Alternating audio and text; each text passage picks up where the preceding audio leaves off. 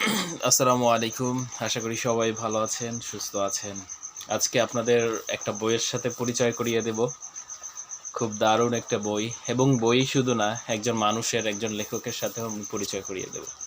আমি এই লেখক সম্পর্কে বেশি কিছু জানি না, তার সম্পর্কে আমার ধারণা নেই, কিন্তু তার লেখার ক্ষেত্রে তার যে লেখার ভঙ্গি এবং লেখার গতি, লেখার বচন, একজন পাঠককে কিভাবে ধরে রাখতে হবে, একজন পাঠকের মন কিভাবে বইয়ের মধ্যে গেঁথে রাখা যায়, সেটি সে করতে পেরেছে তার বইয়ের মাধ্যমে।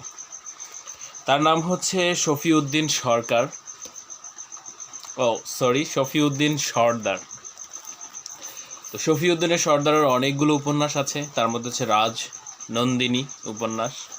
এই উপন্যাসগুলো, তার যে লেখা, সেই লেখার মধ্যে ইতিহাস কেন্দ্রিক উপন্যাস বিরাজমান। আপনারা চাইলে এগুলো পড়তে পারেন, দেখতে পারেন। ধন্যবাদ।